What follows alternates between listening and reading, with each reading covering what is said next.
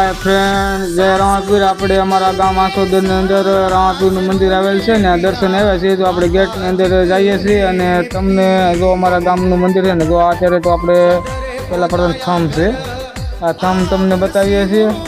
પછી આ ધૂણું છે, ધૂણું પછી અમારે જો આ બધા બેઠા ને એ અમારે રામા મંડળ રમવાવાળા બધા સભ્ય છે।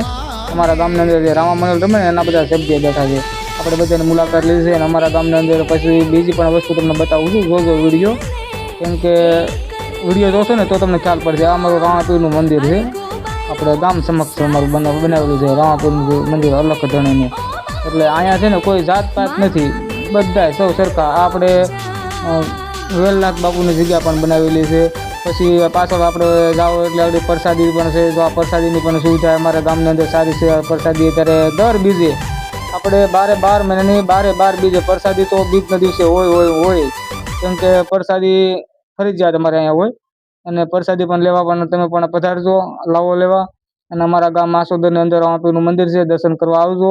અને હજી પણ તમને પાછળ બીજી પણ વસ્તુ બતાવું છું, કેમ કે અમારા ગામમાં સુવિધા જો આ રસોડાની સુવિધા છે ગામની અંદર। અમારે મંદિરે આ રસોડાની સામગ્રી પણ આ રસોડાની હાજર જ રહે છે।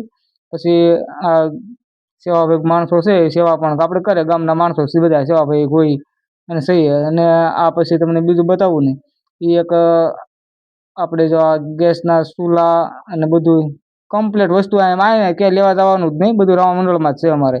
અને હવે તમને આપણે દર્શન કરાવીએ 12 બીજના ધણી રણુજાનો રામદેવ પીરના દર્શન કરાવીએ છીએ। અને આપણે પણ દર્શન કરીએ અને તમે પણ દર્શન કરો। અને બધા મારા મિત્રો જેટલા આપણે આ વિડીયો જોવો છે ને બધા કોમેન્ટમાં જય રામાપીર લખજો, અલખ ધણી રણુજાનો રામ, આજે 12 બીજનો ધણી, એની એક મોટી બીજ ગણાય છે, આપણે અષાઢી બીજ કહીએ ને। એટલે જેટલા સનાતન ધર્મમાં માનતા હોય ને જય રામાપીર લખજો। અને આ સનાતન ધર્મમાં કોઈ જાતપાત આવતી જ નથી, કે આપણે તો પોતે અંદર વિડીયો જઈને બનાવીએ છીએ, એટલે આમાં કોઈ જાતપાત આવે જ નહીં, સનાતન ધર્મ જ્યાં હોય ને ત્યાં। એટલે બહુ સરસ અમારા ગામની અંદર મંદિર છે।